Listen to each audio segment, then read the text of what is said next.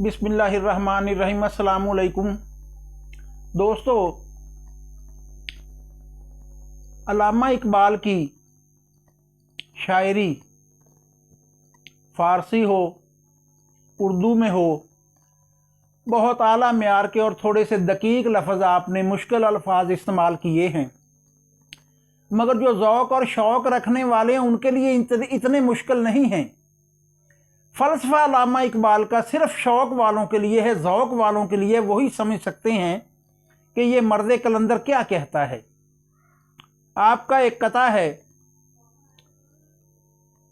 सिद्क़े खलील भी है इश्क, सब्र हुसैन भी है इश्क, मारकाए वजूद में बदरो हुनैन भी है इश्क। सिद्क़े खलील, जिसके बारे में आपका एक दूसरा शेर भी मौजूद है, बेखतर कूद पड़ा आतिशे नमरूद में इश्क, अकल है महवे तमाशाए लबे बाम अभी, कि वो खलील का इश्क था सिद्क वाला, यकीन वाला, कि बेखतर कूद पड़े वो।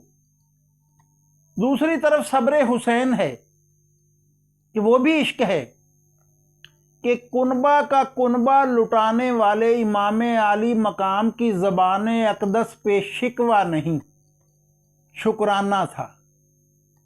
ये है सब्र हुसैन। और मारका वजूद में बदरो हुनैन भी है इश्क।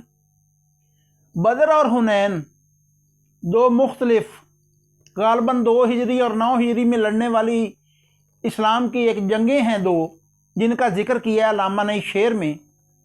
मतलब था इसका जिहाद, कि जिहाद आप कर रहे हैं किसके साथ?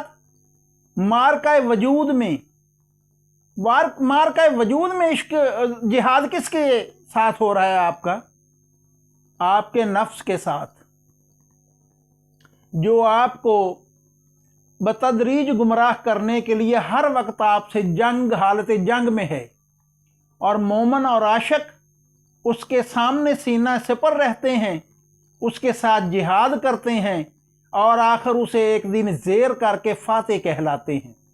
कि मारका वजूद में, आपके वजूद में, जैसे बाबे बुल्ले शाह ने फरमाया है, रोज़ लड़ना है शैतान दे नाल, कभी नफ्स अपने नाल लड़िया ही नहीं। लड़ाई तो आपकी हकीकत में अपने नफ्स से थी।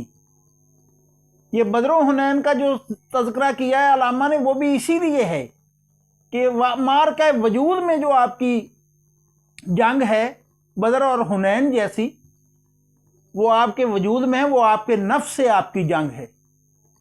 ज़ौक़ और शौक़ वालों के लिए रास्ते आसान होते जाते हैं, कोई तलबगार हो।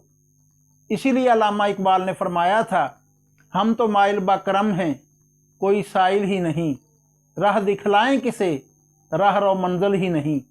सलामत रहें, जज़ाकल्लाह खैरा। चैनल को लाइक कर दीजिए, सब्सक्राइब कर दीजिए।